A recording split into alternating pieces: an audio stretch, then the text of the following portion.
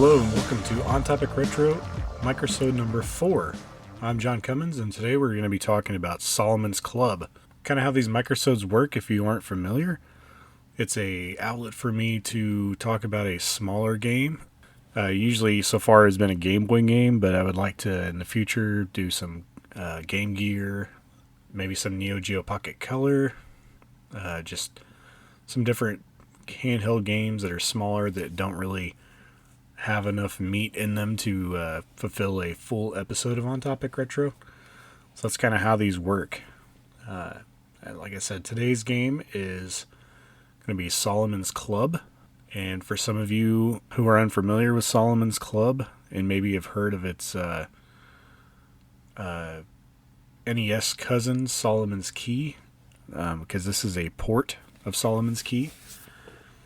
I wasn't really sure of that. I picked this game up earlier this year, having no knowledge of it, and was kind of under the impression that it was a sequel, since it came out so much later. This game is not a sequel, though. It's a port. It's not a one-to-one port. It's not a true port, as most Game Boy games are not a one-to-one port of NES.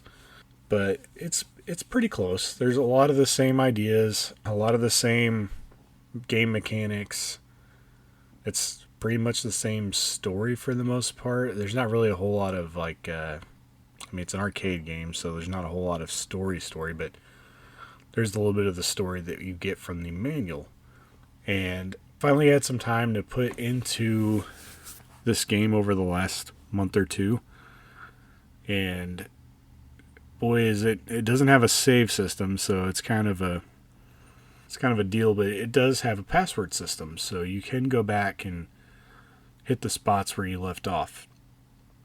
And it's a fun little game. I was kind of surprised. I hadn't really put a whole lot of time into Solomon's Key. I haven't completed Solomon's Key on the NES yet, but I definitely enjoy the puzzle mechanics of the game. It's very interesting. So, that being said, we'll talk a little bit about just the game overview and development of this game.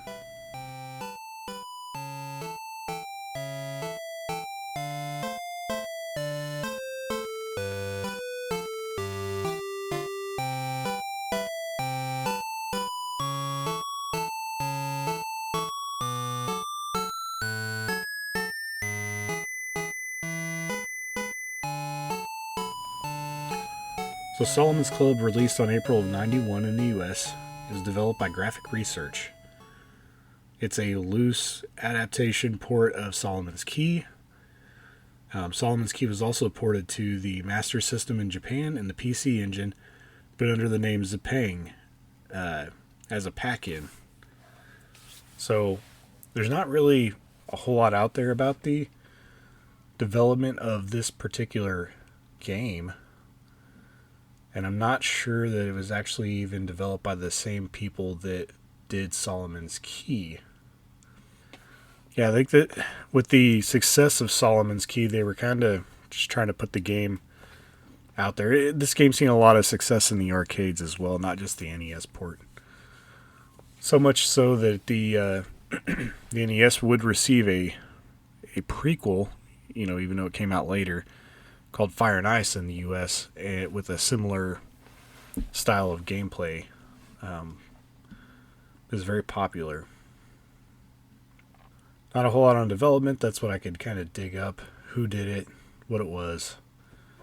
Let's go ahead and move on and talk a little bit about the story.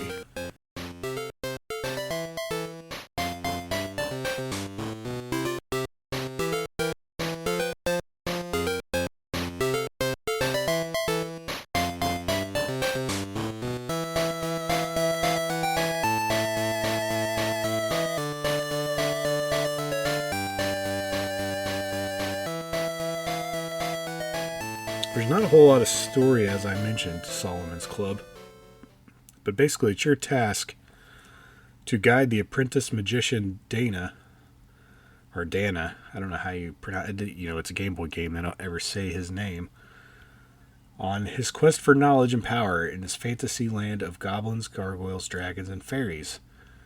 Help him learn real powers of his magic wand, gain hidden treasure, and purchase special powers. You find the secret key hidden in each room. Can you conquer Solomon's Club and become the first Master Magician Solomon? So it's a puzzle game. They try to put a little bit of story to it. There's not a whole lot. At least you're not saving a princess, I guess, in this time period. But yes, the game has you playing as the main protagonist, Dana or Donna. Or Dana. I don't know how to... It's kind of a weird name for a boy. Who am I to judge, though? And yes, in this fantasy land, there are plenty of enemies that are there to thwart you at every turn. And you don't have a weapon, so it gets kind of interesting on some of the ways you have to defeat some of these enemies, and just different ways, different things you have to do to avoid it. Kind of later in the game, it becomes more of a platformer than a puzzle game. So really, it kind of changes and becomes something a little bit different towards the end of the game. But that's pretty much the story. Let's move on and we'll talk a little bit about the gameplay.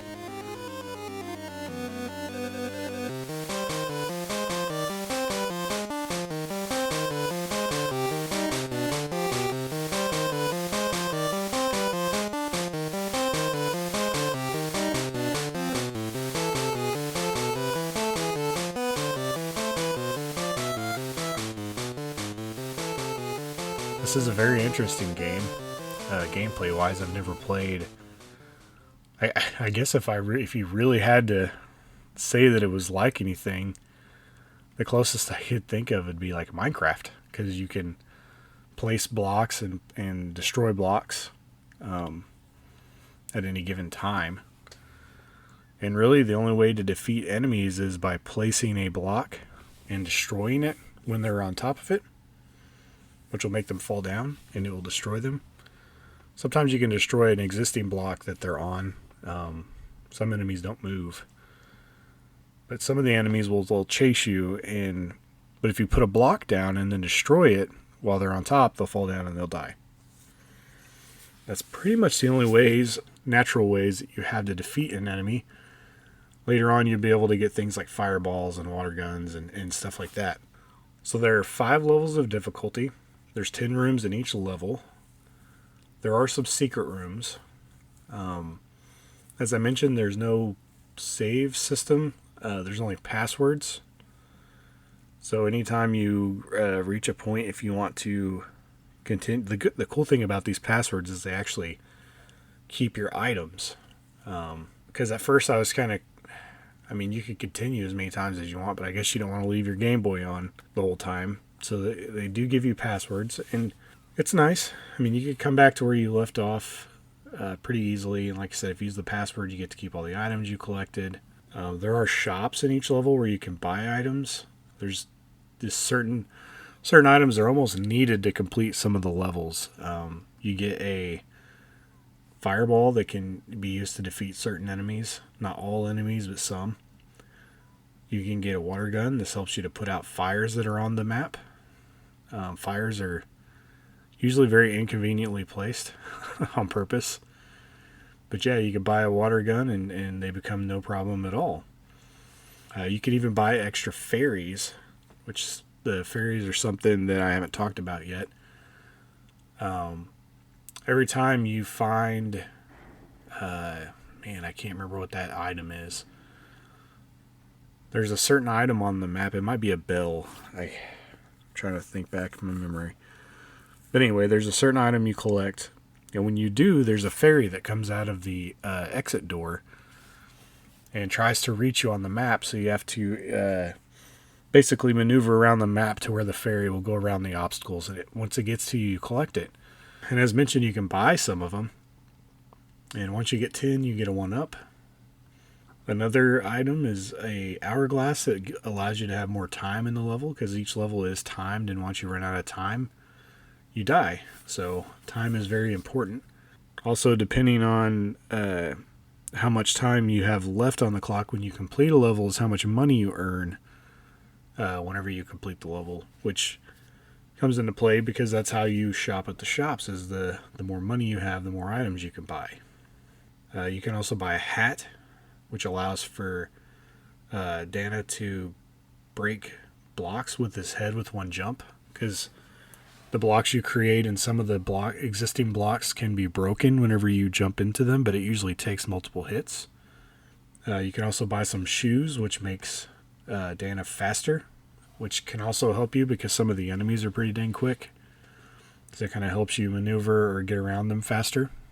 And one thing that you can buy an extra life, but as I mentioned before, you have more or you have unlimited amounts of continue. So there's really no reason to buy an extra life. I would definitely spend money on the other items, because you can ideally just continue. The only thing, whenever you continue, you will lose the hat and the shoes that you bought. So, but I really don't see that an extra life would be all that valuable unless you were close to beating a section of the game, like going on to the next difficulty. But yeah, that's pretty much it. I know whenever I say creating blocks and destroying blocks, it's kind of hard to visualize, but it's kind of just a single screen gameplay map or screen, and you have to create the blocks as your own platforms. You can't create a block underneath you or directly above you. You have to. It gets created above or below the wand or right in front of the wand. So you can create a block right in front of you, or destroy a block that's in front of you. But it is kind of nice. You can like make a bridge going across a gap by pressing down and creating a block, and it'll create a block below, the next spot in front of you down low. So there are some different strategies you can use, but it's a fun little puzzle platformer. And like I said, towards the end of the game, you're really focusing more on avoiding enemies, creating blocks at the right time to kind of block an enemy. Most enemies can destroy blocks, so sometimes you just put up a block as a shield. It's going to get blown up, but a lot of times it will turn an enemy around. So like if an enemy's chasing you, you can kind of create a block and it will turn them around and make them run the other way for a short period of time. A lot of times they run back and forth, so it might give you that extra few seconds you need to get to the next platform or whatever you're trying to reach, or create another block up to escape. So you could use a block to block a fireball. If you have a gargoyle that's shooting fireballs at you, you can create a block and it'll absorb one fireball before it gets destroyed. So yeah, there's lots of ways you can use the blocks. It's a very creative system, and I really enjoyed playing the game and just all the different things you can do with a block. Like I said, it kind of reminds me of 1991 Minecraft. Like I said, it is a puzzle platformer. It's not a open world game, but I mean, it's definitely the same concept. In Minecraft, you make blocks, you try to reach different areas with blocks. You just have that building aspect, and that's really what this game reminds me of, without being, modern open world. It's the closest thing I can think of. But yeah, like I said, that's pretty much it. It's a very simple game at its core. It's very much a puzzle game that's usually pretty easy to gain the early concept of, but very hard to master and learn when the best time is to make a block, or where to make it, how to use it. You don't want to get stuck. You can't jump very far. Usually one block is about your jumping distance. So sometimes you'll get stuck. You can't place a block on top of fire. So you just have to be careful, and you have to kind of figure it out a little bit at a time.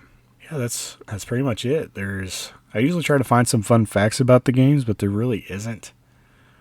I guess I could have saved the hat and shoes for a fun fact, because they don't really tell you what they do. You just have to kind of figure it out on your own. But I figured I'd throw it up in the items because they are something that you can buy. But yeah, so I guess we'll go ahead and hop out. It's been a quick little episode, but a fun one. And I hope that you guys will want to try to find this game and go play it. It's definitely worth playing. It's just different enough from Solomon's Key to go find and play. It's not a very expensive game. I think it's like 10 or 15 bucks maybe loose. So it's definitely one that you can get a hold of pretty easily.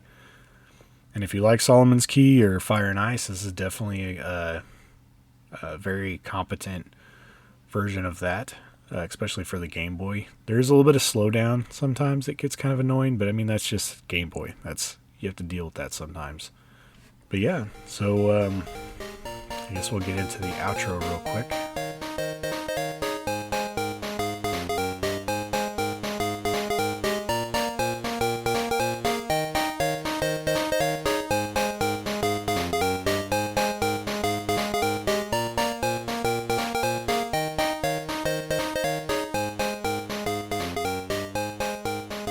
So join me next week. We'll discuss Gunstar Heroes with a lively cast of characters on the show. It's going to be a blast. Gunstar Heroes is a fantastic run and gun shoot 'em up game. It's fun. I think you guys will enjoy that show.